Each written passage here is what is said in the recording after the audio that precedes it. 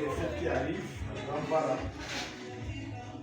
Je veux rassurer quelqu'un qui ne s'inquiète pas de comment la fête va être. Ce qui est certain est que Dieu te donnera au-delà de ta mesure. Alléluia. Voilà. Je peux te rassurer une chose, suivre Jésus est la chose la plus difficile. Amen. Et la chose, ça je vous le dis sincèrement, suivre Jésus est très dur. Voilà pourquoi je dis toujours aux gens de bien lire le livre de Marc, chapitre 8, verset 37 à 38, où le Seigneur dit: celui qui veut me suivre se charge de sa croix. C'est dur.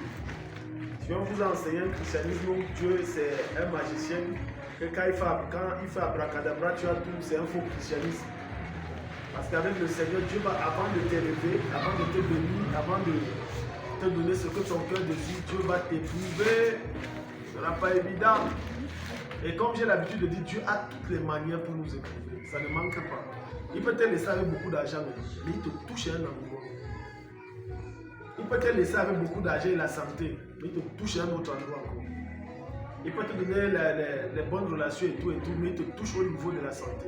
Donc Dieu a des milliards de façons que vous nous éprouvez. Alléluia. Mais par-dessus tout, tu dois garder en vue la foi.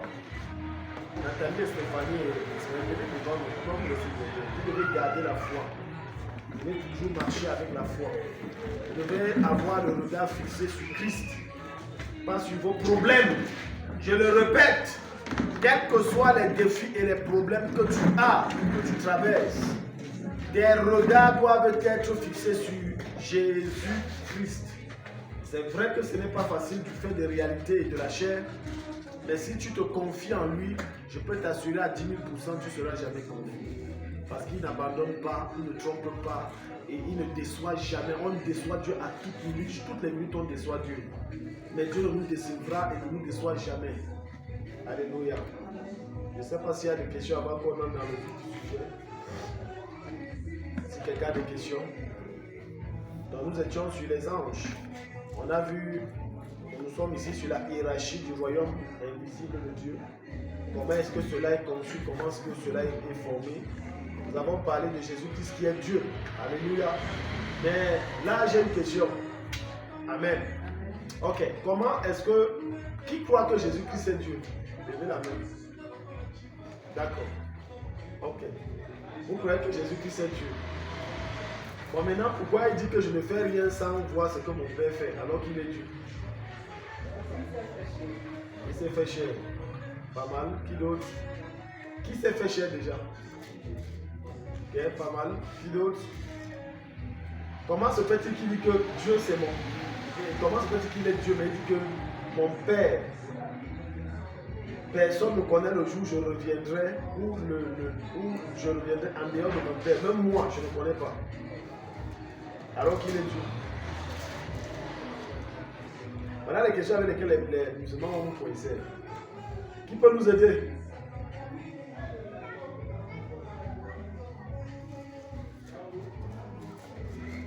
Alléluia. Oui, tu dis qu'il a dit que moi et le Père nous sommes un, c'est vrai. Mais ce n'est pas suffisant. Quelqu'un veut essayer? Ok, c'est simple, Maman Lydia a commencé. Je vais aller en profondeur. La parole de Dieu nous dit dans le livre de Jean, chapitre 1, qu'au commencement était la parole était avec Dieu, la parole était Dieu. Alléluia. Elle est venue sous forme de chair sur la terre. Donc, Jésus est Dieu. Mais sauf que, en venant sur la terre, Jésus a fait ce qu'on appelle la duplication. La duplication, ça veut dire quoi? Ça veut dire que Dieu peut être partout au même moment. Mais il n'en demeure pas moins Dieu. Nous sommes d'accord? Qui reconnaît que Dieu est partout? Il est omniscient. Il est partout à la fois. Voilà. Donc maintenant, il fallait, quand Jésus dit que je suis le Fils de l'homme, il parle de Dieu sous forme de chair. Alléluia. Quand il dit moi et mon Père, nous sommes un, il parle de lui-même. Il n'y a pas de dissociation à faire, il n'y a pas de séparation à faire. Donc Jésus est Dieu, mais étant à la fois assis sur son trône, il s'est dupliqué pour venir sur la terre sous forme d'être charnel. Pour nous montrer que, étant chrétien, étant chrétien dans un corps charnel, on peut servir Dieu malgré les défis, malgré les difficultés, malgré les problèmes de la vie. On peut le servir jusqu'à demeurer intègre sans péché. C'est ce que le Seigneur voulait nous montrer. Alléluia. Maintenant, voilà pourquoi la Bible va te dire dans Philippiens 2 qu'il ne s'est pas vu comme étant égal de Dieu. Donc ça veut dire que quelque part il est égal de Dieu. Donc il est Dieu. Il n'a pas vu ça comme une proie arrachée. Il a été crucifié, on l'a tapé, il s'est rabaissé et il a été élevé. En réalité, élevé ici, c'est que Dieu, qui est Jésus sous forme de chair, est venu pour une mission précise. Sauver l'humanité, comment? En versant son sang. Parce que il n'y avait que le sang de Dieu lui-même pour sauver l'humanité. Maintenant, vous allez entendre les musulmans dire que les chrétiens ont trois dieux. Non, il faut leur dire qu'on n'a pas trois dieux. On a un seul et même Dieu, mais sauf que le Dieu qui est Jésus là, est venu sous forme de chair, étant à la fois au ciel. Et si tu te dis comment ça, tu dis que ok, expliquez-le simplement que selon toi, Dieu est partout, Dieu n'est pas partout. Naturellement, ils vont vous dire Dieu est partout alors. Donc pour toi, ce n'est pas impossible que Dieu prenne la forme d'un être humain pour venir. Il y a être en même temps au ciel. Est-ce que c'est clair dans l'esprit de quelqu'un? Il n'y a pas de flou? Ok. Gloire à Jésus. Donc Jésus-Christ est Dieu. Ce n'est pas un débat, c'est un fait. Alléluia. Voilà, c'est un fait. On a vu ensuite, premier ordre des anges, l'ordre angélique ou ordre angélique supérieur. Là, on parle des séraphins, à l'occurrence de l'ordre, les séraphins et les chérubins. On a trois catégories. Les séraphins sont au-dessus des chérubins. Les séraphins ont un. Oui, je suis en train de faire un récapitulatif. Les séraphins ont 6 ailes. Les chérubins ont 4 ailes. Amen. Voilà. Et les archanges en ont 2. Donc voilà un peu comment l'ordre des anges se présente. Maintenant, parce qu'on a séraphins, chérubins et ensuite les trônes. Maintenant, le troisième niveau de la hiérarchie, et ça on n'a pas vu, l'ordre intermédiaire ou second ordre angélique. Ordre intermédiaire ou second ordre angélique. Cette catégorie d'anges est chargée de veiller au respect de l'ordre cosmique. Voilà, les choses commencent à devenir très intéressantes. Quand on parle de l'ordre cosmique, on fait allusion ici au soleil. Il faut noter ce que je dis ici. Je vous dis les choses très pertinentes. Et les anciens comme Patricia vont convenir avec moi que l'enseignement que j'ai engagé, je ne les avais jamais donné ça. J'avais donné, mais c'était limité à un niveau. Alléluia. Tu comprends qu'avec le Seigneur, on grandit, on avance. Plus tu es dans les profondeurs, de la présence de Dieu, plus le Seigneur t'amène dans une autre dimension spirituelle et de connaissance. Ce n'est pas bien pour un enfant de Dieu d'avoir le même niveau spirituel. Tu dois grandir. Par exemple, tu es venu à la chapelle de Héros, tu as fait 6 mois. Quand tu venais d'arriver, tu priais 15 minutes. Après 6 mois, tu dois passer à 3 minutes, tu dois grandir. Tu ne peux pas rester aux mêmes heures de prière. Non, non, non. Il faut que tu grandisses. Absolument. Ta dimension doit changer. Je ne parle pas alors de ceux qui ont déjà fait 1 an, 2 ans, 8 mois. Tu dois grandir. Si hier, je n'arrivais pas à jeûner à plus de 3 jours, 6 mois après, je dois être capable de jeûner 1 semaine. Si quand je venais d'arriver à la chapelle, c'est quand là tu donnes les programmes de jeûne que je jeûne. Quand je ne donne pas, je mange, je bois, je dors. Non, je dois arriver au niveau où je jeûne sans que Daddy dit jeûne. On appelle ça la croissance spirituelle. L'un des signes majeurs que tu as grandi. Écoute, n'oublie jamais ces 3 signes majeurs qui prouvent que tu as grandi. Ou que tu es en train de grandir. Numéro 1, la soif de Dieu dans ton cœur grandit. Automatique. C'est la preuve que tu as grandi, que tu es en train de grandir. Tu as une soif, c'est-à-dire incontrôlable. Tu ne comprends pas pourquoi tu veux toujours venir à l'église. Tu veux toujours chercher la face de Dieu. Numéro 2, tes heures de prière augmentent. Absolument. Ça change. Numéro 3, on ne court plus derrière toi pour que tu viennes à l'église. Ça devient naturel. Ça devient normal. Ça devient instinctif. Ça devient réflexionnel. Alléluia. Donc voilà un peu comment les 3 signes majeurs qui montrent que tu as grandi, tu es en train de grandir. Tu ne fais plus les choses de Dieu avec comme si on t'oblige. Et l'un des problèmes majeurs que j'ai avec les membres de cette église en général et les leaders en particulier, ils n'aiment pas la prière. Voilà. Les membres de l'église, ils n'aiment pas la prière. La chose de Dieu, c'est une charge, c'est un poids. Hein? Et je disais à mon épouse que chez nous, tu vas voir ceux qui sont venus le matin à la retraite, rares sont ceux qui vont venir le soir. Parce que je connais les brebis. Rares, ils viennent le matin, donc pour moi c'était bon. Le soir là, c'est Dieu de quoi comme ça. Mais curieusement, si tu as un problème qui te calme au cou, tu vas même dormir ici, même 4, 5 jours, même une semaine, jusqu'à ce que Dieu te donne la solution. Non, écoutez, lorsque quelqu'un est mature spirituellement, il ne cherche pas Dieu pour ses problèmes, il cherche Dieu par amour pour lui, pour sa présence. Ce n'est pas ses problèmes. Je vous dis que quand j'entre dans la place de Dieu, ce n'est pas mes problèmes. Pourtant, j'en ai plein. C'est que j'aime le Seigneur, j'aime sa présence. J'aime tellement sa présence que je ne peux pas me passer de sa présence. Alléluia. Donc maintenant, quand on te parle donc de l'ordre intermédiaire ou le second ordre angélique, il s'agit ici des anges chargés de maintenir l'ordre cosmique, à savoir le soleil, la lune, l'apparition des étoiles. Par exemple, qu'est-ce que la géographie nous dit par rapport au soleil et la lune, au soleil et à la terre? Le soleil tourne, ou c'est la terre qui tourne? C'est la terre qui tourne. Très bien, vous avez retenu votre cours de géographie. La terre tourne. Bon, ça c'est la géographie qui demande aux scientifiques qui ont dit ça, comment est-ce que ça fait tout. Tu sais pourquoi ils ne peuvent pas t'expliquer? Parce que c'est mystique, ils ne peuvent pas expliquer ça. En réalité, c'est un ange qui fait tourner ça. Hein? Alors, c'est lui qui fait tourner. Il tourne, il fait tourner. Oui, c'est lui. Quand il est 7 heures, c'est lui qui veille à ce que le soleil doit être là-bas à 7 heures. C'est lui. Quand il est 12 heures, c'est lui qui tourne. Non, ce n'est pas les séraphins. On va donner leur ordre. Les séraphins, c'est le deuxième ordre. On a parlé séraphins, chérubins et trône. Maintenant, le deuxième ordre intermédiaire, ce sont eux qui veillent donc à l'ordre cosmique. Que, par exemple, vous allez vous remarquer, fin du mois, la lune apparaît, c'est eux. Quand le mois finit, ils font disparaître, c'est eux. C'est leur rôle de contrôler donc ça. S'ils enlèvent leur nuit, il y aura un désordre. On ne saura plus le jour, c'est quand, la nuit, c'est quand, on ne comprendra plus bien. La nuit et le jour vont se mélanger. Non, c'est eux qui doivent définir, c'est la fin du mois, c'est le début du mois, c'est la fin de l'année, c'est le début de l'année, c'est la fin du jour, c'est un nouveau jour. C'est eux. C'est ça l'ordre cosmique.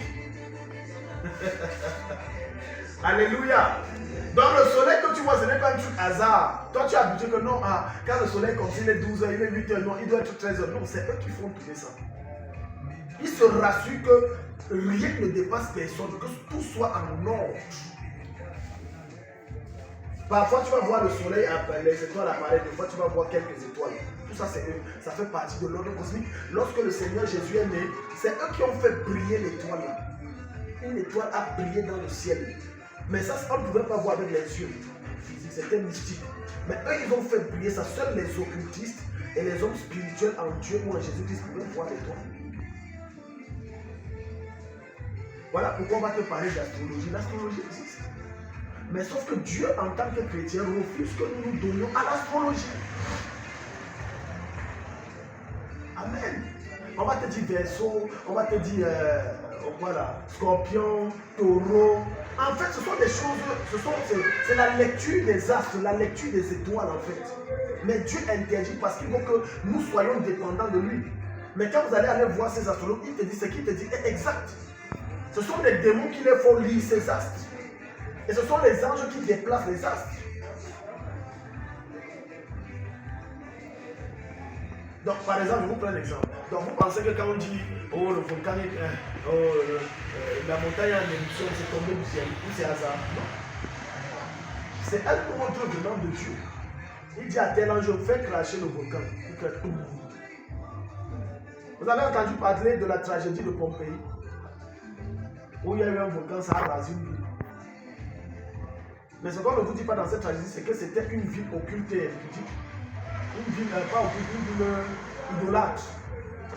Pompée, ils avaient tellement les faux dieux, ils avaient les ci, les ça, ils avaient les machins, les ceci.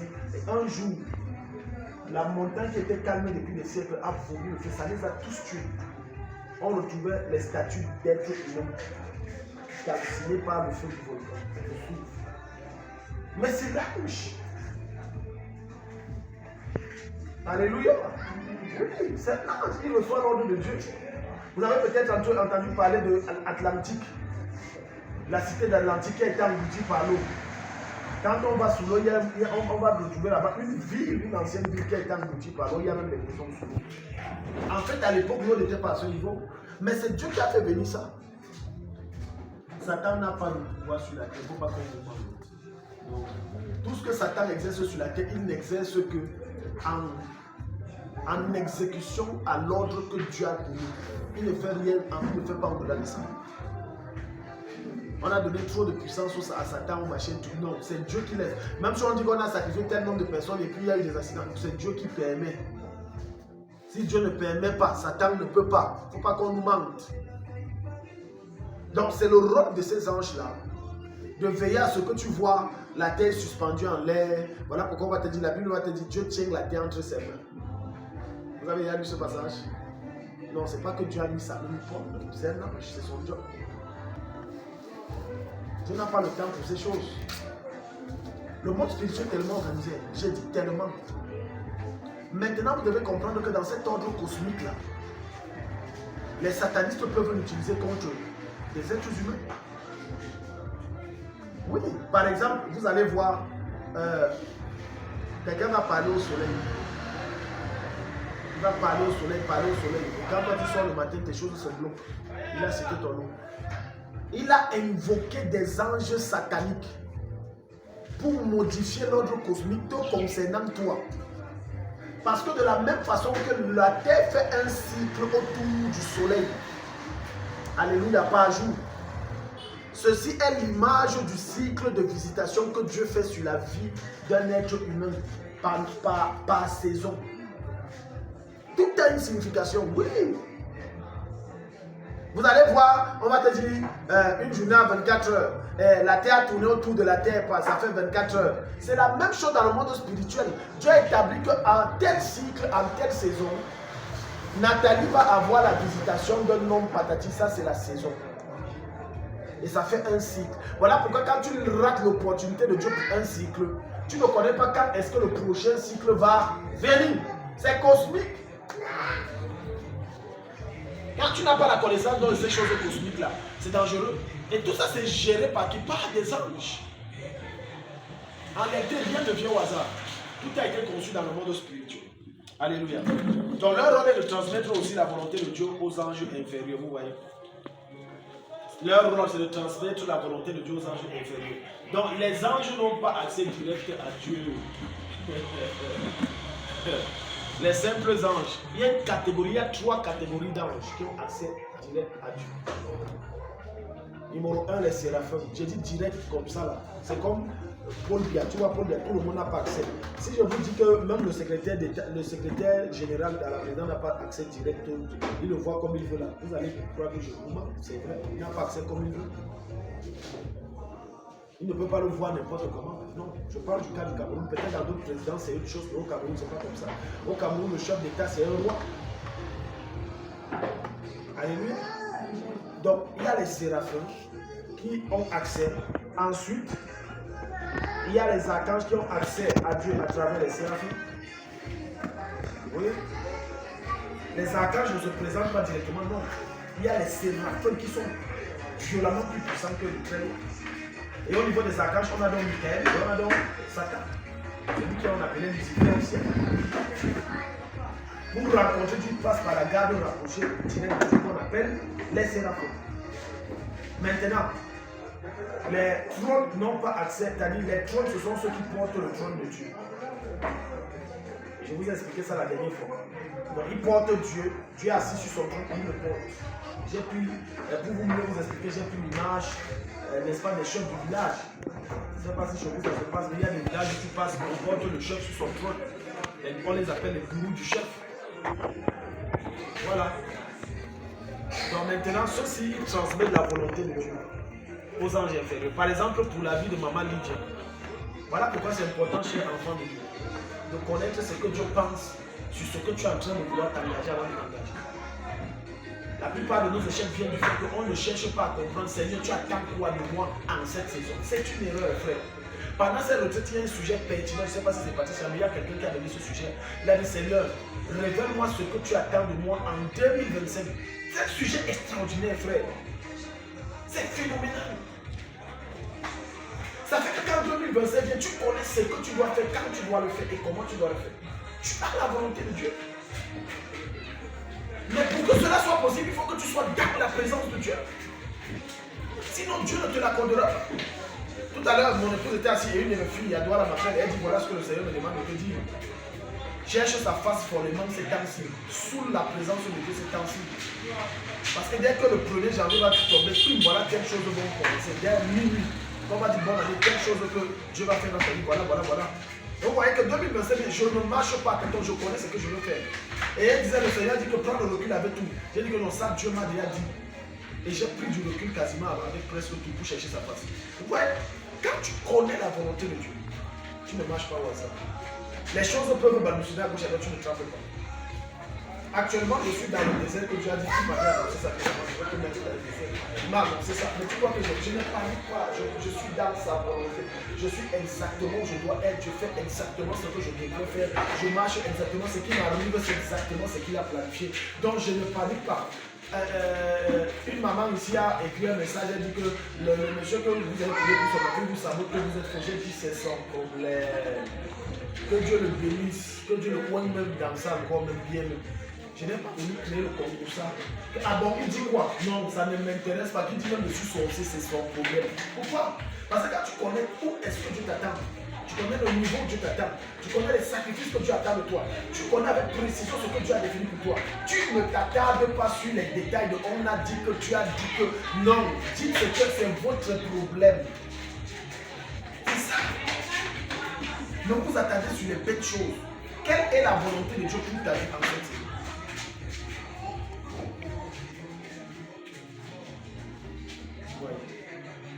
Voilà l'année qui est en train de finir 2024. Quelle est la volonté de Dieu pour votre vie? Ismaël, quelle est la volonté de Dieu pour ta vie? Nathalie, Maman Lydia, Maman Zabéry, vous ne citez que cela. Quelle est la volonté de Dieu pour votre vie en cette saison? Samuel, quelle est la volonté de Dieu pour ta vie? Pour toi en cette saison? La volonté de Dieu. Ah, regardez, tant que vous marchez comme des aveugles, vous n'aurez les résultats que des aveugles. Quand un aveugle marche, il n'a pas de bâton. Quel est le résultat? Hein? Tomber, c'est petit, je dis tomber dans un trou. Donc il ne tombe pas seulement, mais c'est dans un trou. La plupart de vos erreurs et de vos échecs et de votre stagnation vient du fait que vous ne connaissez pas quelle est la volonté de Dieu pour moi en ce temps. Quand vous connaissez ça, tout ce qui se passe autour de vous, c'est du cinéma, ça ne vous fait une fois les choses, vous ne paniquez pas. Parce que vous connaissez, Dieu vous avait déjà avisé que voilà comment ça va se passer. Vous êtes avisé. Vous ne tremblez pas. Vous n'êtes pas dans le trouble. Non. La paix totale de Jésus-Christ envahit votre être. C'est pour ça que vous êtes soucieux. Vous ne connaissez pas la volonté de Dieu. Vous êtes pensif, oh, comme ça parle. Tu crois même qu'il oh, il ne jeûne pas. C'est la tête qui travaille. Papa, tu jeûnes. Non. Pourquoi tu es comme ça? Tu crois même qu'il est en train de... Je ne sais pas. Non, frère. Mais quand tu connais exactement, oh, Kadabrahania, tu es... Ah, tout ce qui se passe, ça ne te fait une fois les choses.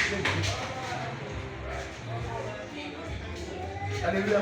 Donc, l'un des rôles des anges intermédiaires, je veux dire, des anges de l'ordre intermédiaire, ou du troisième ordre, c'est de transmettre la pensée de Dieu aux hommes. Donc il communique que voilà ce que Dieu veut pour moi en 2025. Au mois de février 2025, voilà ce que je vais faire. Au mois de janvier, voilà ce que je vais faire. Au mois de février, voilà ce que je vais faire. Au mois de mars, voilà ce que je vais faire. Au mois de décembre, voilà ce que je vais faire. Maintenant, vous marchez selon le calendrier de Dieu. C'est vrai, 2025 là. Certains même alors s'ils entrent là-bas, c'est une catastrophe. Certains même n'ont même pas fait le calendrier pour 2025. Qui a déjà fait établir son programme pour 2025? Est-ce que vous savez que j'ai déjà fait le programme de l'église pour 2025? De janvier en décembre. Un enfant de Dieu qui veut que Dieu l'amène loin, établir le calendrier de l'année. Plaque. Maintenant, laisse le Saint-Esprit venir le modifier. Je pense que Patrice a pu témoigner ça du fait que plusieurs fois il dit que l'année on va faire ça, mais en coup de route, On n'a même pas fait la moitié de ce qu'on a dit. C'est pas ça. C'est modifié en cours de vie. Maintenant, je laisse le Saint-Esprit qui dit que non, mon ami, c'est bien là, le calendrier que tu as. Bon, maintenant, moi, je vais te dire ce que moi, je vais faire comme ça. Quels sont tes objectifs? Quel est le plan d'action? Quel est le chiffre d'affaires pour toi qui fais les affaires? Quel est le niveau spirituel que tu as prévu atteindre en 2025? Quel est le niveau financier que tu as prévu avoir? Est-ce que tu as prévu que ton niveau financier change? Ou tu as prévu que je vais continuer à habiter là dans une petite maison? Bon, en tout cas, on va voir. Non! Pour que Dieu même descende et intervienne dans ta famille, il faut que Dieu voie que réellement tu es sérieux toi-même par rapport à ta vie.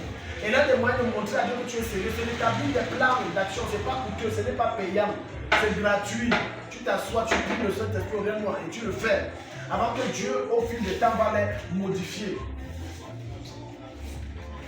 Marche par la volonté de Dieu. Marche. Comme elle est dans le jeu, on va finir un peu plus. Je ne peux pas te dire marche. Marche selon la volonté de Dieu. Ne marche pas selon ta volonté. Qu'est-ce que Dieu attend de moi? Voilà la question que tu dois te poser.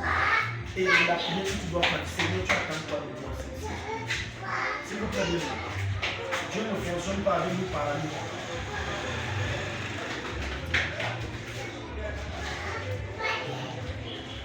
Les gens croient que Dieu fonctionne. Si je vous dis, par exemple, que quand je priais ici hier à la retraite, le Seigneur m'a dit que le thème qu'on a pris là, le thème qu'on va donner en revenu à la traversée, ça va aller pour 3 ans. Dieu ne travaille pas par mois ou par an, Dieu travaille par saison. Oh!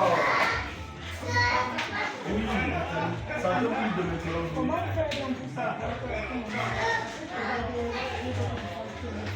C'est sa présence, c'est tout. Il n'y a pas de mots. Quand tu es dans sa présence, il ne peut pas te parler directement, mais il peut parler moi, ou alors à ta soeur, ou à par des songes. Ou il peut te parler aussi par des songes. Donc voilà ce que j'attends. Où je suis, Nathalie, je connais où je suis. Je vais vous choquer. Quand je faisais mon sacrifice, ma famille, où j'ai tout vidé le corps. Vous savez ce que je lui ai dit là-bas? J'ai fait ça, c'était mon président. Le Seigneur m'a dit, prends tout ça, tu sais. J'ai dit, prends tout. J'ai bagarré, c'est grave. Je lui ai écrit là-bas, papa, mon année 2025 commence le 1er décembre.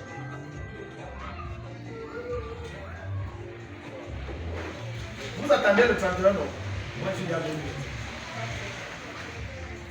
2025. Comment le savoir? Entrez dans sa présence, Nathalie. Voilà pourquoi quand on va mettre 30 jours de jeûne, vous ne venez pas. Dans les 30 jours de jeûne, on prend encore 3 jours de retraite spirituelle. Vous ne venez pas. Et après vous dites que vraiment je ne comprends pas ma vie si c'est comme si. Mais Dieu va se révéler à toi comment.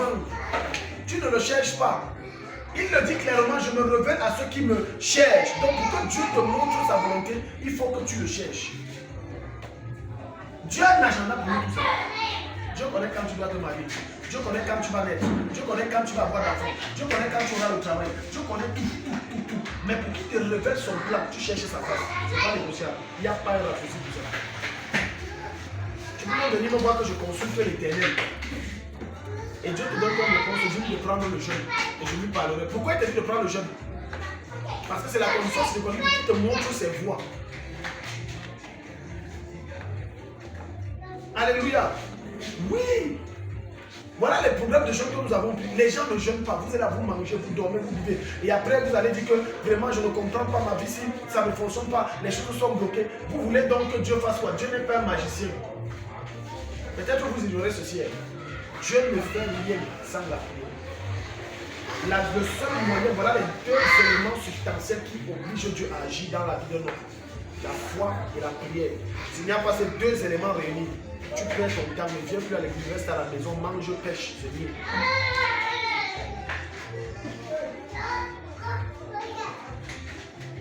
Le prix que tu refuses de payer aujourd'hui dans le jeûne, ça va te rattraper. 2025, je connais ce qui va se passer. Je ne suis pas dans. Rien ne me surprend. Le moment en train de vivre, je vous donne un secret. Et le petit nombre de ce que vous allez sauver les témoins.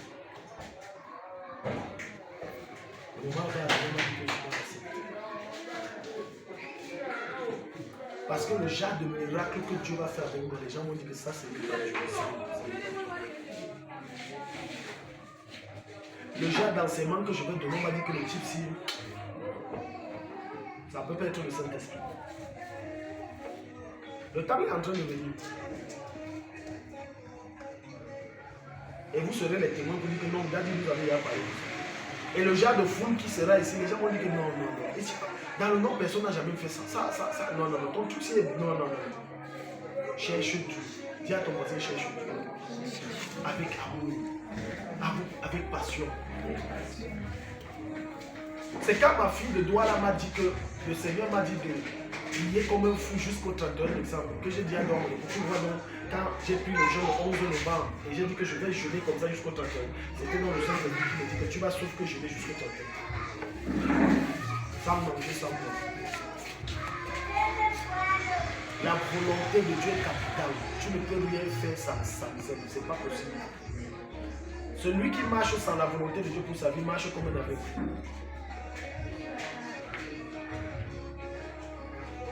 Mets un aveugle en route et dis-lui, retrouve la maison, ce qu'il retrouve sa maison. Vois sa maison comme étant le lieu de son élévation. Amen. Et vois la route comme étant la route qui mène à sa destinée, mais aussi à l'église de Galilée. Quel est le pourcentage pour qu'il retrouve la route de sa gloire? Hein?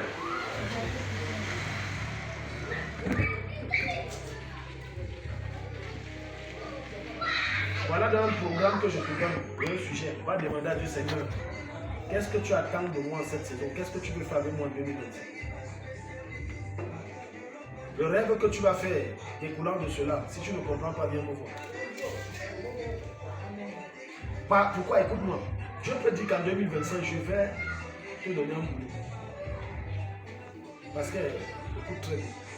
Quand le Seigneur te montre sa volonté, il ne se contente pas de te dire ok, voilà ta femme. Je prends l'exemple bête. Quelqu'un qui veut le mariage.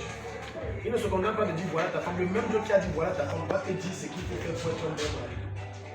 Et le même Dieu qui t'a dit comment tu dois faire pour être un bon mari va te dire comment il faut faire pour avoir de l'argent. Ce qu'il faut traiter avant le mariage.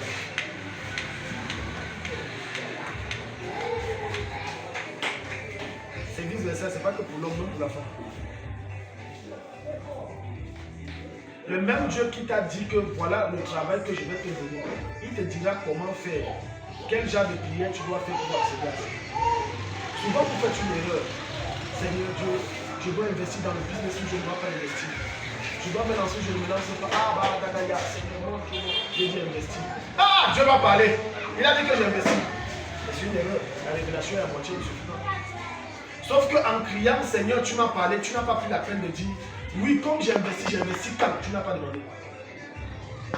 Beaucoup d'entre vous échouez dans les affaires, pas parce que ce n'est pas l'endroit où Dieu vous attend, mais c'est parce que ce n'est pas le bon endroit où vous devez être. Il y a un temps où tu dois investir, il y a un temps. Si tu écoutais Dieu, maman, Dieu t'aurait dit n'investis pas, mais regarde l'argent. Mais Dieu, c'est dur, il n'arrive pas à gérer les factures, Dieu va te dire, garde d'abord l'argent, ne touche pas. Mais comme tu n'as pas écouté, hein, Madame Bako, comme vous n'avez pas écouté, que Dieu a dit que ok, c'est dans le corps que je t'attends, le héros. Mais ce n'est pas à l'endroit là. Dieu a dit seulement c'est le héros. Oh, je vais aller à l'école de médecine, je vais faire ça. Oh. Vous serez surpris que vous allez investir là-bas, vous allez échouer. Quand vous cherchez Dieu, rassurez-vous que la révélation soit complète et parfaite. Posez les questions à Dieu. Tu as fait le jeu, tu as posé une question, Seigneur, tu attends de quoi? Qu'est-ce que tu attends de moi cette saison? Dieu a dit, ok, en cette saison, je voudrais que tu sois comme ça, tu fasses comme ça. Mais tu t'es limité là. Pose-lui encore des questions. Oui, Seigneur. Oui, comme ci, comme ça. Mais la suite, c'est quoi? Je vais travailler avec qui dans cette affaire? Parce que Dieu peut te donner le lieu. Dieu peut te donner l'activité. Dieu peut même te donner le capital. Mais tu as oublié un paramètre. Je fais cette affaire avec qui? Et maintenant, tu as pris n'importe qui. Il y a les gens qui portent la foi. Il ne faut pas te demander. Et te dit, tu le mets dans ton business, ça chute là, un temps de mouvement, pam. Ce n'est pas qu'il vole ton argent, non. Mais l'esprit qui est derrière lui gâte tout en son passage. Mais ça, tu n'as pas pris la peine de demander à Dieu. Alléluia. D'autres même se marient ne demandent pas à Dieu, Seigneur, si tu veux que je te marie, qui est mon mari? Mais ok, mon mari c'est tel, d'accord, on aura combien d'enfants? Vous dites seulement, Dieu a dit que c'est tel mon mari. Ah. Maintenant tu t'es arrêté là. Mais tu n'as pas demandé à Dieu, Seigneur, est-ce qu'on aura même les enfants dans l'histoire-ci? Et combien d'enfants? Tu n'as pas demandé. Maintenant ça te bloque devant. Alors que si tu avais pris la peine de dire, Seigneur, on aura combien d'enfants? Dieu t'aurait dit, vous aurez tel. Mais ça sera à telle période. Ça sera après tel nombre d'années de mariage. Mais tu n'as pas demandé. Maintenant, quand Dieu te dit c'est après tel nombre, tu peux maintenant entrer dans la négociation et dire, Dieu, je ne suis pas d'accord. Comment c'est après que me marie, j'ai encore 5 ans après le mariage? Non, non. Moi, je veux ça l'année prochaine. Tu négocies et Dieu va te donner. Est-ce que Dieu bénit quelqu'un ce soir? Amen. C'est ça. Vous ne demandez pas la volonté de Dieu. Vous vous engagez. Ok, j'ai beaucoup d'argent, je vais investir dans le monde. Comme j'avais d'abord fait dans les pauvres n'ont pas donné. Maintenant, c'est les chefs. Tu vas encore perdre l'argent. Oh, les chefs là ne donnent pas. Oh, donc maintenant, non, moi je vais investir. C'est dans le riz sauce tomate. Tu vas encore perdre l'argent. Il faut demander quoi, quand et comment à Dieu. Et avec qui? Demande les 4 questions là. Donc ces anges-là, quand ils reçoivent instruction, c'est tellement bien organisé au ciel qu'ils donnent la volonté de Dieu. Mais Dieu ne te la révèle que si tu le lui demandes, en le cherchant. Alléluia. Par exemple, hier, le Seigneur nous a instruit que demain, à la clôture de la retraite, tout le monde doit amener. On a parlé de quoi là? Voilà, les promesses que Dieu t'a faites, tu dois les écrire sur un papier, tu dois les mettre avec elle. Je vais prier avec vous. Combien d'entre vous même prier pour les promesses? D'autres même là, savez-vous même qu'il y a des promesses de Dieu pour votre vie? Il y a les églisiers, ils viennent seulement à l'église. Amen, églisier, non, églisier. Amen, on a dit amen, amen. C'est fini, range. Quand on dit promesse, il dit promesse, moi. Papa, pardon, laisse, je souffre et je suis habitué à la souffrance. Laisse seulement comme ça et continue. Et c'est que moi, je veux finir comme ça. Non, tu as des promesses pour ta vie. Tu as des promesses. Et ce sont ces promesses qui enfantent ce qu'on appelle la foi. C'est ça qui te permet d'être constamment au pied de Dieu. L'une des raisons pour lesquelles les gens rétrogradent facilement, c'est parce qu'ils n'ont pas de promesse ou ne sont pas conscients de la promesse de Dieu pour leur vie. Quelqu'un va dire que les promesses de Dieu là, c'est quoi? Il a dit, vous n'avez jamais prophétisé sur moi. Vous, chaque fois que vous prophétisez, c'est qu'il y a toujours un malheur. En réalité, je n'ai pas besoin de prophétiser ou aucun homme n'a besoin de prophétiser sur toi pour que tu saches, tu connaisses la promesse de Dieu pour ta vie. Non. Les rêves que tu fais, les bons rêves que tu fais, ce sont les promesses de Dieu. Les bons rêves, ce sont les promesses de Dieu.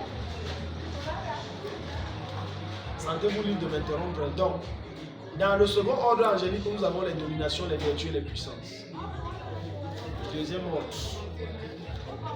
Les dominations, vertus et les puissances. Les dominations sont responsables de réguler les devoirs des anges inférieurs. Donc eux, leur rôle, c'est veiller à ce que chaque responsabilité qu'on a donnée à tel ange, chaque exercice qui respecte ça.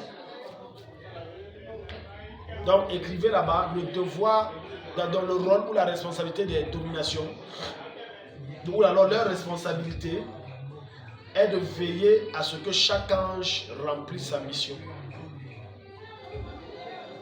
parmi les hommes.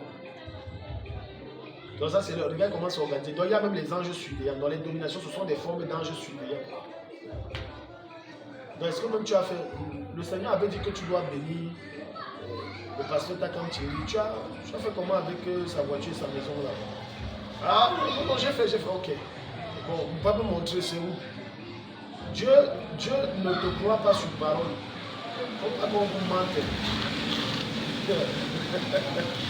Alléluia. Pardon. Dieu ne te croit pas sur parole. Seigneur, j'ai fait. Non. Dieu m'a dit, montre-moi, c'est tout. Donc les gens qui croient que Dieu là c'est oui, oui, oui. Quand tu dis oui là, zéro. Tu as lavé le sol, oui Seigneur, j'ai lavé. Alors va me montrer. Il va vérifier si tu as fait. Il va vérifier si tu as bien fait. Donc c'est le rôle, entre autres, Leur deuxième rôle, c'est veiller à ce que l'univers reste ordonné selon le plan de Dieu. Donc ça, c'est leur rôle. L'univers doit être ordonné. Par exemple, dans le livre d'Apocalypse, permettez-moi un moment, je vais vous trouver un verset. Il y a un verset extraordinaire dans le livre d'Apocalypse. Le travail de domination.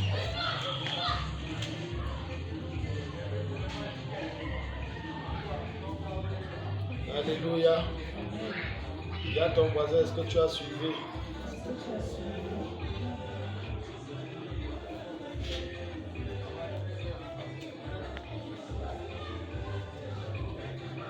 Voilà, prenons Apocalypse 12, verset 1. Et quand nous ouvrons la Bible, s'il vous plaît. Apocalypse 12, verset 1, il est écrit: un grand signe apparaît dans le ciel. C'est une femme. Le soleil l'enveloppe comme un vêtement. Le soleil l'enveloppe comme un vêtement. La lune est sous ses pieds. La lune est sous ses pieds. Sur la tête, elle porte une couronne de 12 étoiles. Alléluia, c'est bon, Patricia. Tu as vu ça?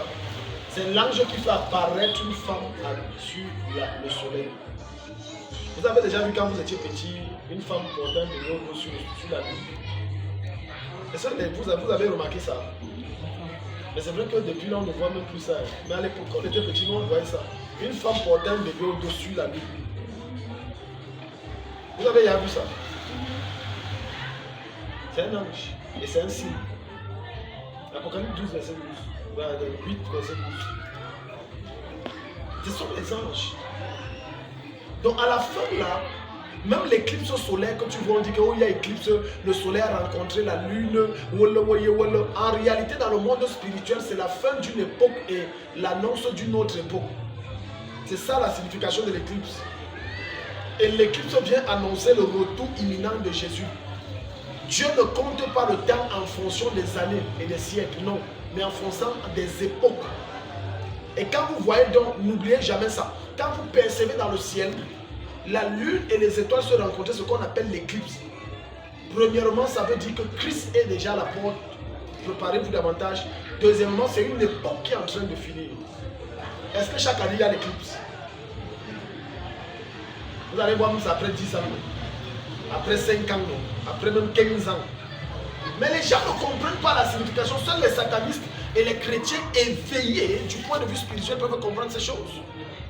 Ils ne comprennent pas. L'éclipse, oh il y a l'éclipse, oh il y a l'éclipse. La lune et le soleil, prenons des photos. Mon ami, une saison est en train de finir. Nous entrons à une autre dimension d'une autre saison. Pour l'humanité. Apocalypse 8, verset 12. Le quatrième ange fait sonner sa trompette. Le tiers du soleil, le tiers de la lune, le tiers des étoiles sont frappés. Tu as vu? Vous suivez? Reprends, Patricia, reprends, c'est intéressant. Le quatrième ange fait sonner sa trompette. Le tiers du soleil, le tiers de la lune, le tiers de la lune, le tiers des étoiles, le tiers des étoiles sont frappés. Frappés par qui? C'est un ange. L'ange qui sonne de la trompette donne le signal à l'autre qui est dans le cosmos, là-bas dans le ciel. Dès qu'il fait tata, l'autre couvre le tiers. Ouais, c'est mystique. Hein. Comment tu peux couvrir le tiers du soleil? Quelqu'un peut essayer de m'expliquer ça?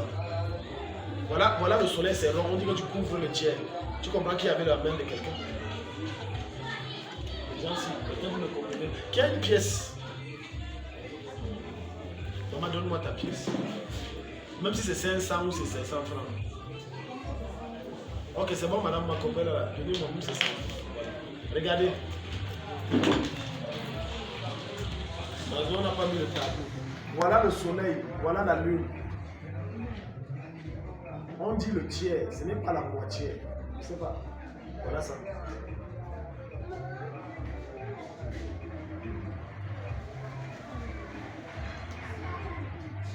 Ça veut dire que sur la terre, l'éclat qu'on voit si même maintenant là, ça brille trop. C'est trop chaud. Donc il sera 12 heures. Et on aura l'impression qu'il est 18 heures. Parce que l'éclat du soleil va perdre sa puissance. Ce sont les anges cosmiques. Ils sont dans le cosmos. Donc regarde, supposons qu'on te dit on divise l'éclat de cette lumière par 3. On va presque même plus se voir. Alléluia, ça. Et ça, c'est le travail d'un ange. Ce sont donc le travail des dominations. Leur rôle donc c'est modifier la lune. Quand il y a écrit, c'est lui qui pousse la tête de la lune. Oh, va comme ça un peu, oh, toi, viens comme ça un peu. Rencontrer vous. C'est la domination qui fait ça. Alléluia. Amen. Oui. Donc en réalité, quand je dis ça, c'est une façon de parler. C'est pas que vous savez la main, on parle en fait. Il dit soleil, redresse-toi là, ok, à 12 degrés, ok, lui, à 13 degrés, bon, un peu 14 là, un peu, voilà, c'est bon. Restez là. Et restez alignés sur le truc. Et les gens ne comprennent pas, ce sont des anges. Si Dieu retire les dominations de ce qu'on appelle l'univers, c'est-à-dire hors de la terre, on appelle ça l'univers parce que c'est infini. Je vous assure une chose, le soleil va entrer en plein feu sur la terre. On va griller comme les criquets. Il y a environ plus de 80 à 100 millions de kilomètres qui séparent la terre du soleil. Si l'ange là, suivez bien ce que je dis, si la domination là rapproche le soleil seulement de 1 micron, il n'y aura plus de vie sur terre. S'il l'éloigne d'1 mètre, il n'y aura plus de vie sur terre. Donc Dieu les a placés dans un calcul exact. Acclamez d'abord pour le petit. Jésus, c'est pas normal. Dieu est le plus grand mathématicien. Il a fait les calculs exacts. Le soleil est placé dans une dimension où elle ne peut pas brûler la terre, c'est-à-dire tuer la vie. Est placée dans une dimension où elle ne peut pas provoquer le froid. Parce que si on enlève le soleil, il n'y aura que le froid sur la terre, ça deviendra la glace. Et nous tous on va mourir. Voilà pourquoi même au désert, ça va devenir froid. Ce que vous ne savez pas, c'est que dans le désert, la nuit fait très froid. Plus froid même là où il y a la forêt. Dans le désert. Donc Dieu a mis la distance de telle sorte que environ 100 km, que si on ajoute un peu, on va griller comme les criquets. Si on recule un peu, on va congeler comme le poisson. Et ça, c'est les anges. Leur rôle donc, c'est de veiller à ce que le soleil ne sort pas de sa trajectoire, la lune ne sort pas de sa trajectoire, les étoiles apparaissent en leur saison, la terre continue de tourner autour du soleil et que chacun ait son rôle. Alléluia. Amen. Ça, c'est la domination. Si tu as des questions sans toi, c'est le Dieu. Amen. La quatrième chose, assurer la stabilité pour la chute des royaumes. Oh.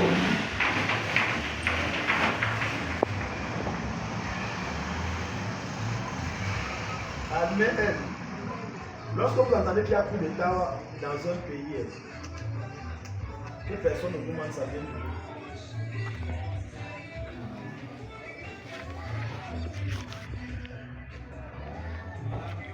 Et ce sont les anges qui organisent ça. C'est pour ça que je vous ai expliqué en entendant de cet enseignement que Satan ne peut pas toujours organiser le diable de la côté. Même si la personne qui prend le pouvoir est dans une secte, ça vient de Dieu.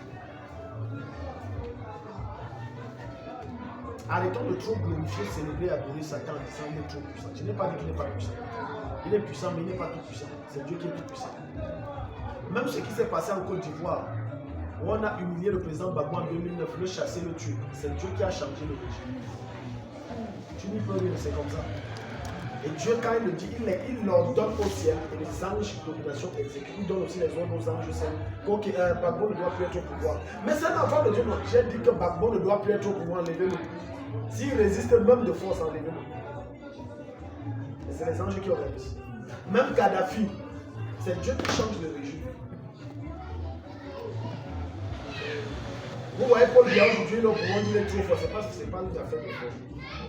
Dieu dans sa présence dit que toi tu vas mourir au pouvoir. C'est comme ça que j'ai dit. Les autres on va vous tuer très mal. Ça va être ça. Ok, les gens de but, Romains 13, à partir de ça. Donc c'est le rôle de ces anges de renverser le royaume. De diviser les pays. C'est leur job. il n'exécute jamais, il n'exécute que l'ordre qui vient d'en haut de Dieu. Ce n'est que leur travail. Oui, Patricia.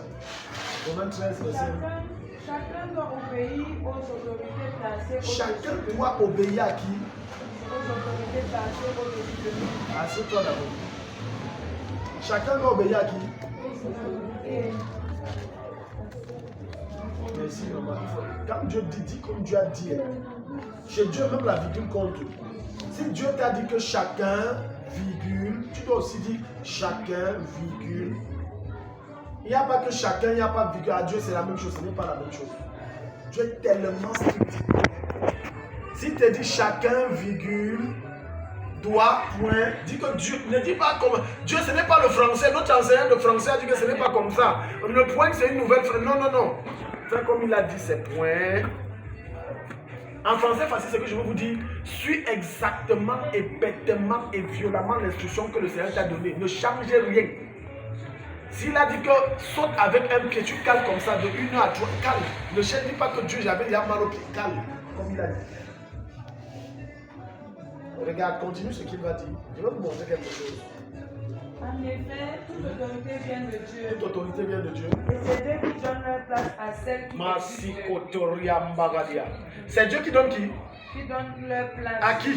À celles qui c'est les pour qui? Les autorités au-dessus de nous. Assieds-toi, Patricia. Dieu a demandé si tu l'aimes. Dieu s'en fout que tu l'aimes, tu ne l'aimes pas. Dieu t'a dit soulève-toi. Dieu n'est pas dans nos petitesses. Il a dit soulève-toi. Ici, on a dit que l'autorité est chrétienne. Qu'il soit musulman, animiste, traditionnaliste, sectaire, franc-maçon, rosicrucien, peu importe. S'il est ton chef, c'est Dieu qui l'a mis. Dans toute autorité là, qu'est-ce qui manque? Autrement dit, quelle est l'autorité qui a établi que Dieu n'a pas établi? Citez-moi une autorité sur cette terre qui existe et que ce n'est pas Dieu qui a mis. Oh mon chef, je ne l'aime pas. Dieu s'en fout que tu ne l'aimes pas. Dieu a dit soumets-toi. Donc le verset, et j'aime la version qu'elle lit parce que ça prouve ce que je suis en train de dire ici. Que ce sont les anges domination qui établissent les royaumes et qui divisent les royaumes et qui renversent les royaumes. Qui établissent les dirigeants. Quand vous voyez un dirigeant était mis à la tête d'une institution, ce sont ces anges sous l'ordre de Dieu qui l'ont exécuté. C'est pourquoi pendant nos 30 jours de jeûne, nous sommes en train de crier à Dieu pour qu'il fasse des choses pour la chapelle. On est en train de filmer, je ne veux pas citer ça. Alléluia. Oui. Oui. Tu peux prier que Dieu établit mon enfant. Dieu, à force d'insister dans les jeûnes et les prières, Dieu va les mettre. On passe le temps à se plaindre que oh, il ne gère pas bien, oh, il vole l'argent. Qu'est-ce que nous, en tant qu'église, nous avons fait pour qu'il ne vole plus? Est-ce que nous jeûnons et prions pour que Dieu établisse ses enfants? Est-ce que nous jeûnons et prions pour qu'il y ait des Esther, des David, des Joseph, des Daniel, des Mardoché à la tête des institutions? On passe le temps seulement à se plaindre, oh, il vole, il vole. C'est un péché pour un chrétien même de critiquer. Tu devrais plutôt prier pour eux et prier que Dieu établisse des personnes meilleures que eux à leur place. Voilà comment on devrait prier. Pas passer le temps à critiquer les autorités, ils n'ont pas fait, ils n'ont pas fait. La meilleure chose que nous devrions faire, c'est de crier à Dieu, Seigneur, touche leur cœur, qui change. S'ils ne veulent pas changer, change-les. Mets des gens meilleurs. Et les gens meilleurs, là, tu penses que ça va sortir? C'est de l'église. Arrêtons de voir que les gens meilleurs sont les gens dehors. C'est de l'église. Provoquer la chute de d'autres dirigeants, la victoire de d'autres, selon la volonté de Dieu ou les désirs de Dieu. Mon Dieu est Dieu. Amen. Voilà pourquoi un jour j'ai discuté avec un ancien d'église, Papa Richard Père, son ami est décédé cette année, au mois d'août, au mois de ancien église, il y a le club de Paris. Et une année, en 2018, il y a eu des élections. Il y a un opposant camerounais qui faisait trop fort là. Et puis on a sorti les résultats, on était ensemble, on lisait les résultats du Conseil constitutionnel. Oh non, c'est tel qui a gagné, c'est la tricherie. Oh, c'est tel, je lui ai dit qu'écoutez mon ancien. Tricherie ou pas tricherie, si c'est Paul Biya qui est au pouvoir, c'est Dieu qui a voulu qu'il y soit.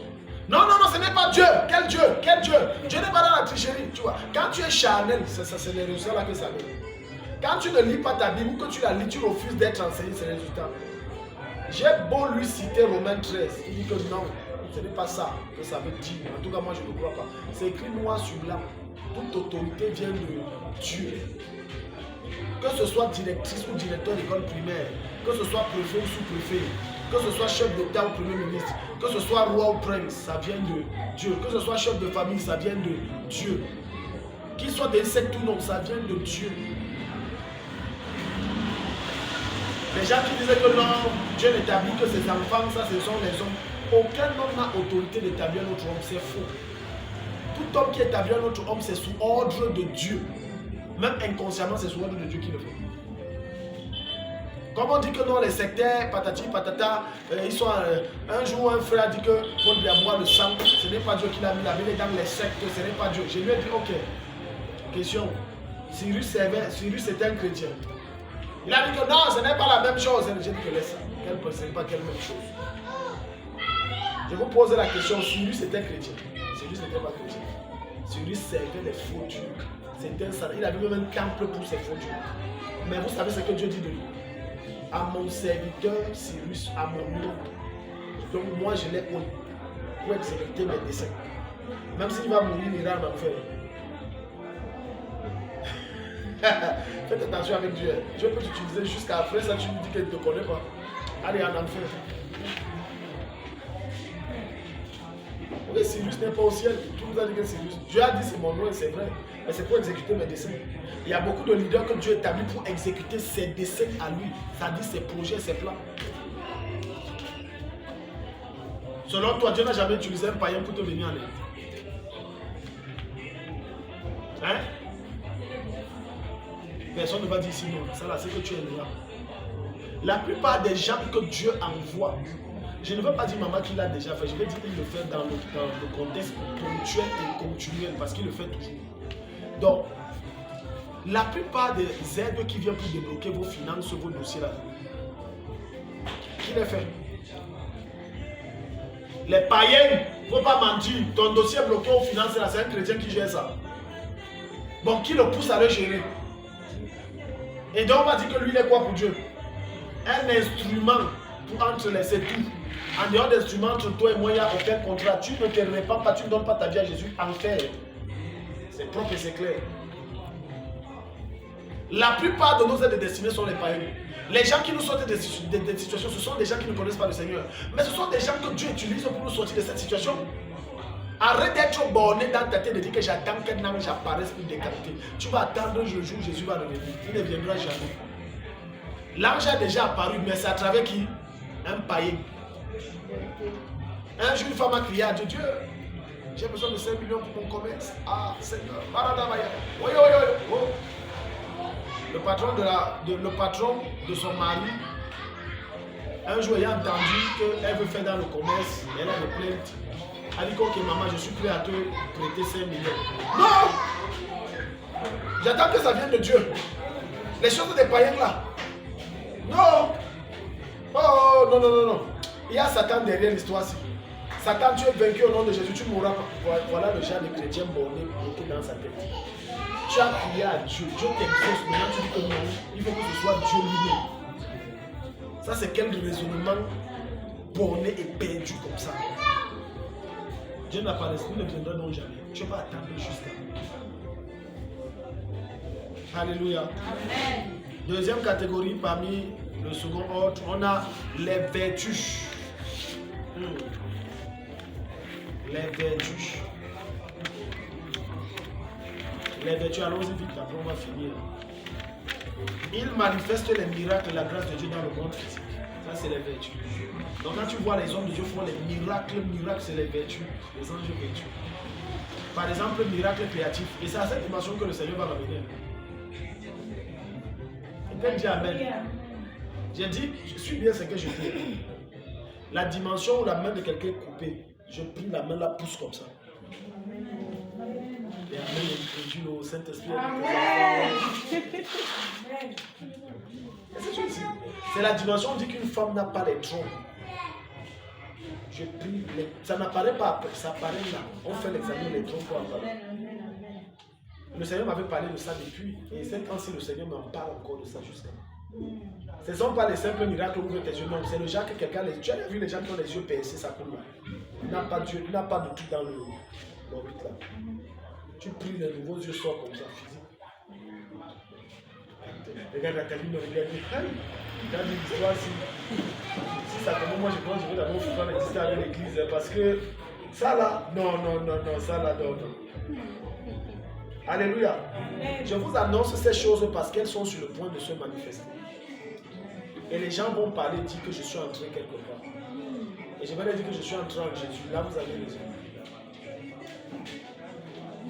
Donc, imagine tout ce qui est inimaginable par la pensée humaine. Imagine, regardez, j'ai demandé un jour la dimension à Dieu. Vous voyez les gens qui sont par exemple avec les petits pieds là.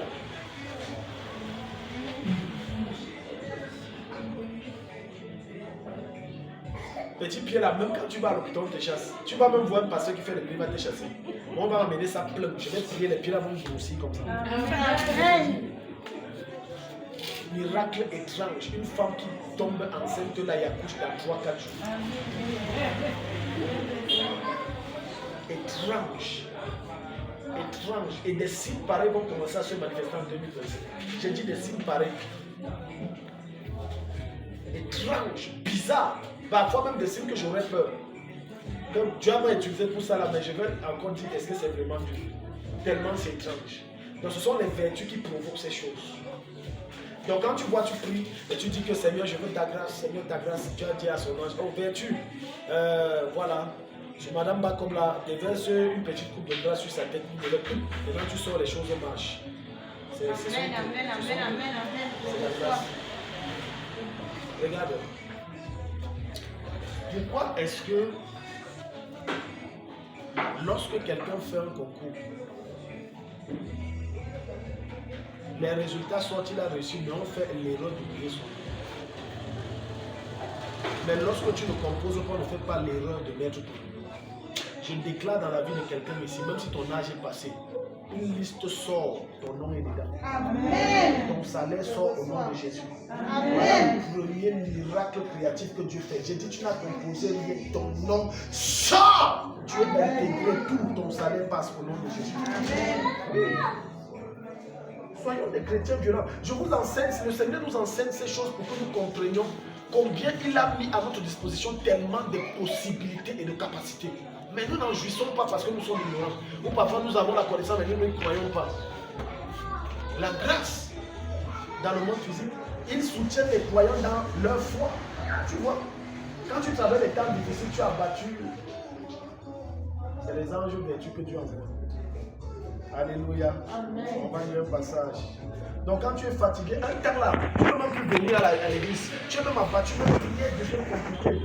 Que je ne sens pas que. Mais après, c'est comme si quelqu'un t'a touché que va à l'église, va à l'église. Ce sont les anges vertus. C'est déjà arrivé à quelqu'un. Même prier, tu es fatigué. Ah. Mais après, il y a une force.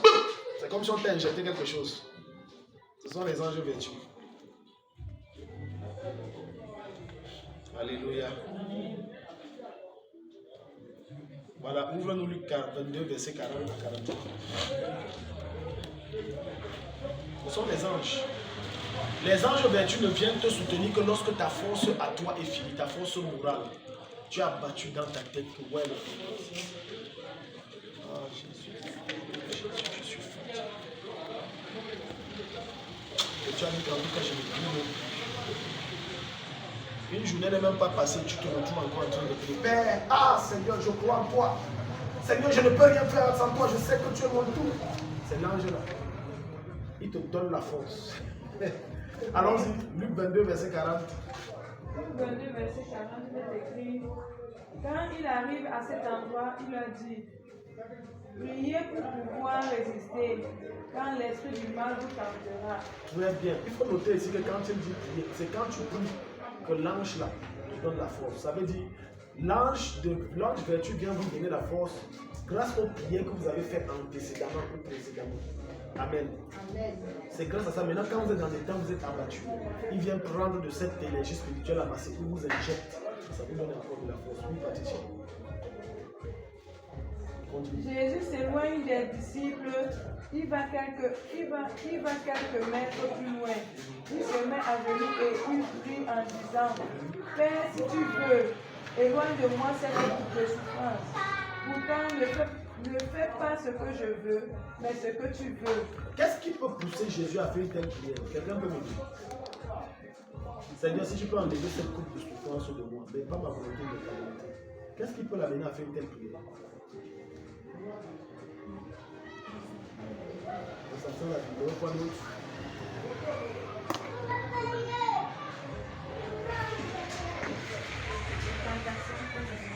La tentation. La tentation, oui, ressentant la vidéo, quoi d'autre?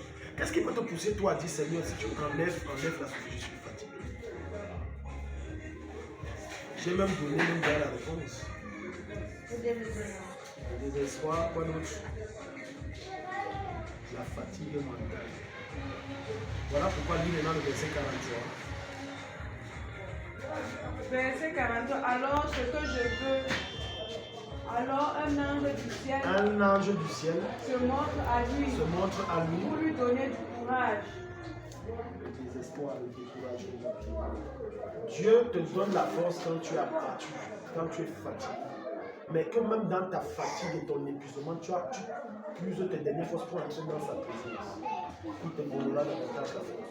Je prie que le Seigneur fortifie quiconque est abattu ici au nom de Jésus. Amen. Voilà, donc, dans l'ange, les vertus également donnent la capacité aux croyants de résister face à la tentation. Donc quand tu es face à la tentation, tu n'arrives pas à résister. C'est eux qui te donnent la force de résister. Par exemple, on t'a piégé, tu es un homme, et tu es entré dans la chambre d'une fille, elle t'avait appelé, elle s'est mignon, et tout. Tu as la force, tout. Tu ne sais pas la force là bien où tu fuis. C'est cet ange qui a assisté Joseph. Quand la femme de Potiphar est venue, elle a dit couche avec moi, couche avec moi. Le gars a résisté, que non, je ne peux pas faire ça, couche avec moi.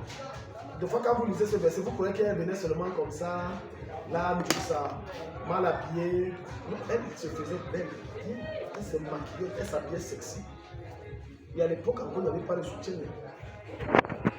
Il n'y avait même pas de caleçon. Donc, imaginez bien comme ça. Lundi, elle est là, mardi, elle est là, mercredi, elle est là, vendredi, elle est là, tout. Couche avec moi, tu es beau, moi je t'aime, c'est quoi, mon mari ne saura pas. Tu me plais, tout. Parce que quand on lit ça, on croit que non, elle est venue là, comme ça, avec le cabas, et tout ça. Oh, petit, viens ici, viens, on doit faire. Elle s'habillait sexy, les formes là, c'était. C'est-à-dire, quand Satan te tente, c'est que tu voyais d'habitude, tu ne vois plus ça d'habitude, ça devient amplifié. Et il amplifie ton désir. Joseph disait que non, c'est l'ange là qui nous donnait la force de résister. Les vertus. Alléluia. Oui. Donc il était mis également face à l'épreuve. Le cas de Job. Mais, ouais. Donc ils illuminent les esprits au sujet de Dieu. Donc lorsque tu restes souvent comme ça, peut-être il y a une vision que tu as. Peut-être tes pensées se tournent vers le Seigneur, c'est les anges vertueux. Tu lis un verset biblique, c'est comme si on a enlevé les écailles, on a déchiré un verset. Ton esprit s'ouvre. Mais je lis chaque jour le verset, c'est comment je lis ça aujourd'hui, c'est comme ça là. Donc c'est ça, Seigneur. Oh là là, c'est l'ange vertueux. Et il nous protège également. Alléluia. Voilà. Donc il nous protège des éléments de la nature et des ordres cosmiques. Il nous protège des éléments de la nature des ordres cosmiques. Qu'est-ce que ça veut dire? Ça veut dire en fait que lorsqu'un sorcier, je prends un exemple, a fait des incantations avec ton nom et a défini que ok, quand tu vas marcher comme ça, suivez bien ce que je veux dire. Un vent va souffler, tu vas aspirer. Et après on va dire que non, tu vas te mettre, on dit que non, c'est la pneumonie. Vous appelez la pneumonie, c'est les quoi. Problème respiratoire. Et après tu meurs pas. Et maintenant l'hôpital dit que non, il est mort de pneumonie. Ou il est mort de Covid. Alors que c'est mystique. L'ange là te protège de ça. Ou alors souvent même ils peuvent utiliser le soleil, tu sors, l'hémorragie sort. Vous savez quand on était petit, les hémorragies sortaient par l'hémorragie nasale là. Et puis on dit il est mort. Alors qu'on a utilisé le soleil pour tout.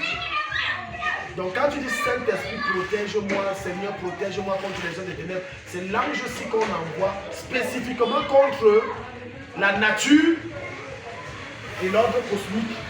Ça veut dire que si un sorcier utilise l'astrologie pour t'atteindre, il ne peut pas. S'il utilise la nature pour t'atteindre, il ne peut pas. Par exemple, vous allez entendre que les gens sont morts, le tonnerre l'a tué, la foudre. Vous savez qu'on lance ça aux gens, non?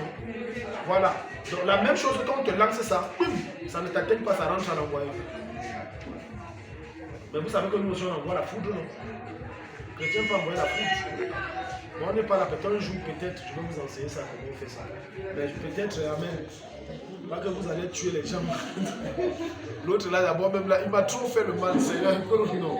Peut-être, le jour où le Seigneur me convainc, je vais t'enseigner comment on fait. On envoie la foudre aux gens. Ce n'est pas les incantations. Eux, ils tuent les sangs, ils versent le sang, ils font les incantations. On n'a pas besoin de ça. Amen. Donc, ce sont ces anges-là qui te préservent de ça.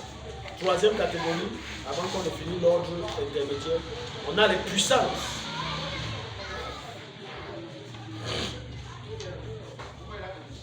Cette catégorie d'anges sont les gardiens de l'ordre cosmique.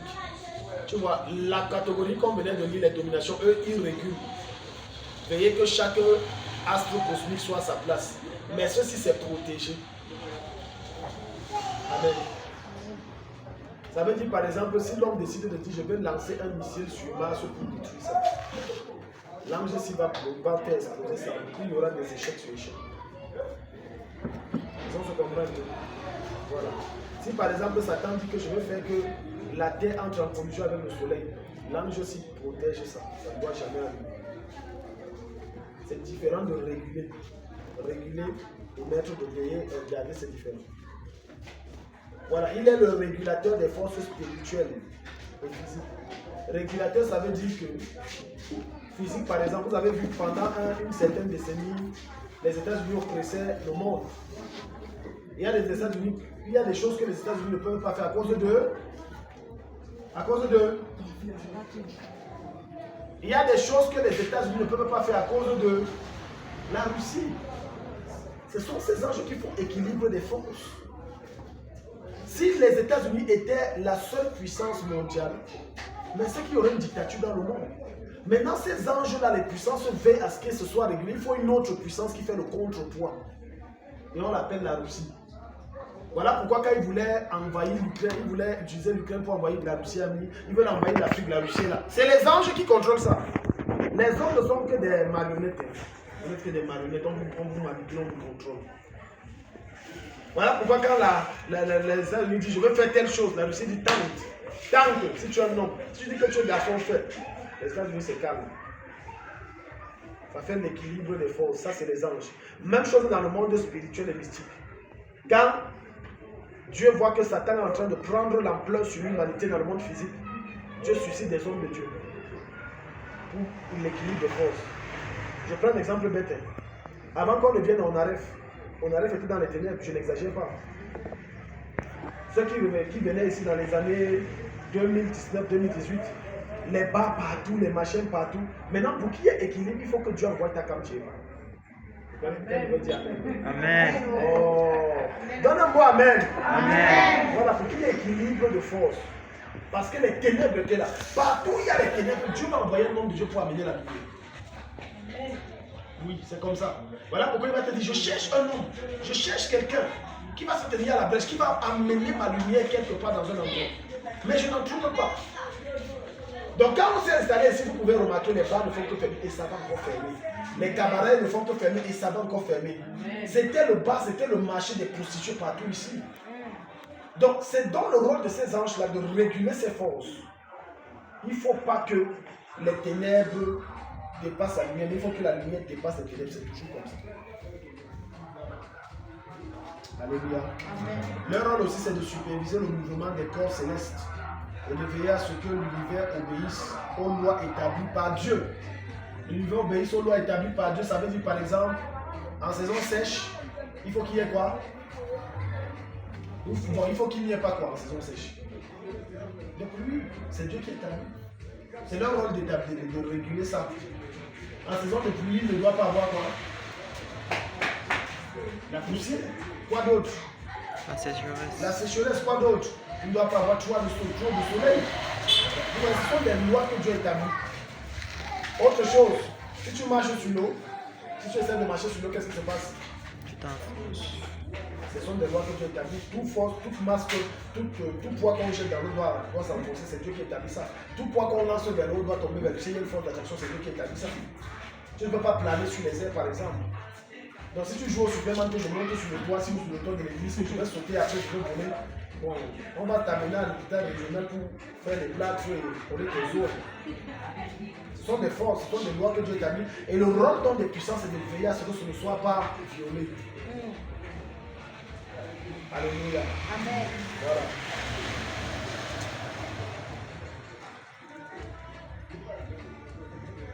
Donc c'est de maintenir l'équilibre entre le bien et le mal, ça je vous l'ai expliqué. Protéger le monde des influences délégantes. Question? On va arrêter là. Est-ce qu'il y a des questions?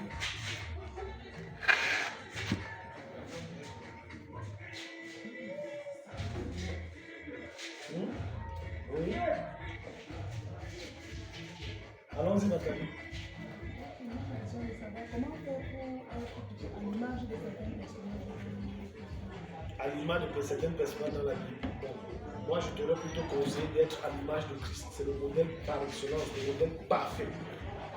Donc, tous les autres personnages que tu vois dans la Bible n'étaient que des prototypes de Jésus, des types de Jésus, des exemples de Jésus. Donc, si tu veux être du genre que Dieu t'aime, Dieu te préfère par rapport aux autres, cherche à ressembler à Christ. Et pour le faire, c'est simple. Mets en pratique ce que le Seigneur recommande, les enseignements que je vous donne appliquer, c'est tout. C'est tout. Il n'y a pas la sensibilité. Question?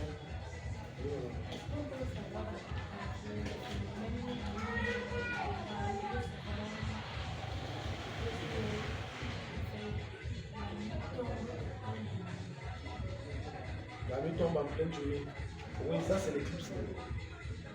Non, c'est le phénomène d'éclipse. Subitement, la nuit, le jour devient la nuit. Oui, c'est l'éclipse, c'est comme ça que l'éclipse est. Quand le soleil, et je vous le dis que c'est les anges qui les font, pour définir la fin d'une époque, le début d'une autre époque. Quand le soleil rencontre la lune, mais ça ne va pas durer, ça ne dure pas plus de 2 heures. Parce que ça se traverse, ils se rencontrent, se traversent. Et ça, c'est les anges qui les font. Bon, maintenant, les satanistes profitent de ça pour faire des sacrifices. Et ça marche. Oui. Il y a beaucoup de sang humain contre les satanistes versent quand il y a éclipse. Soleil, oui. Oui, pendant ce temps-là, il faut que. Et c'est pour ça que les gars lisent les astres. Ils connaissent qu'à tel moment, l'ange là va faire passer ça. Version le sang cherche, il y a des gens qu'on va voir dessus. Maintenant, quand ils sont devenus très puissants. Voilà pourquoi quand Dieu te révèle de tels mystères, tu dois être capable de savoir que quand il y a éclipse, fais des déclarations dans ta vie. Seigneur, comme l'époque s'est finie, la nouvelle époque, là, je domine, je suis supérieur, je monte en grade, les forces occultes ne me contrôlent pas. Tout ce qu'on a fait contre moi, ça marche. Proclame pendant que cette éclipse est en train de passer. Au lieu d'être là comme un public, éclipse, filmons, tu mets les lunettes, éclipse, non.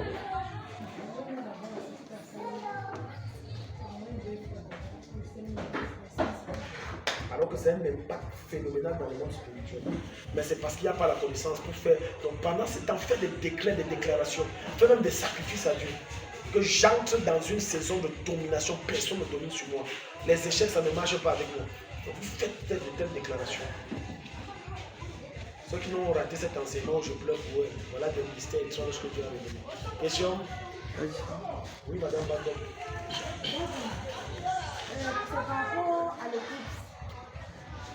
Le moment lorsqu'on avait crucifié Jésus, il y a eu éclipse.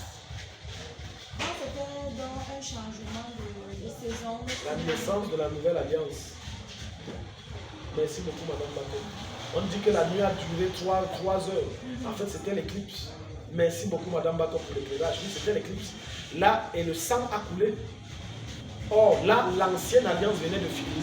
Et ça annonçait la venue de la nouvelle alliance. Grâce au sang de Dieu. Maintenant, Satan venait de perdre son pouvoir. Regardez bien ce que la Bible va dire. Lorsque Jésus est en train de mourir et que les ténèbres ont envahi la terre en ce moment, plein jour, la nuit, est descendu. Maintenant, la Bible va dire que c'est maintenant l'heure des ténèbres. Donc quand il y a éclipse, il y a un grand mouvement satanique qui est en train de s'effectuer. Voilà pourquoi toi, en tant qu'enfant de Dieu, tu dois être capable de te démarquer pendant ce temps-là pour prendre le contrôle des choses. Afin que pendant qu'eux ils sont en train de faire leurs sacrifices et les incantations, que ça affecte tout le monde, mais toi tu es immunisé par rapport à ça. Et c'est ce qui s'est passé avec Jésus. La nuit a duré 3 heures. C'était une guerre qui se passait. L'éclipse. C'est un moment transitoire. C'est la transition d'une saison, d'une époque à une autre. Voilà pourquoi ce n'est pas chaque année, ce n'est pas tous les 5 ans. On ne connaît pas. Parfois, c'est après 20 ans. Parfois, c'est après 50 ans. Maintenant, il y a les gens spirituels qui comprennent ces choses, qui savent quoi faire. Oui. Donc, l'éclipse se fait voir à tous les endroits, en Afrique, partout. Non, c'est pas dans le monde entier. C'est dans des endroits spécifiques. Parce que le soleil brille partout. Ok, tu vas baisser ta tête. Tu vas dire, Seigneur, révèle-moi ce que tu attends de moi cette saison.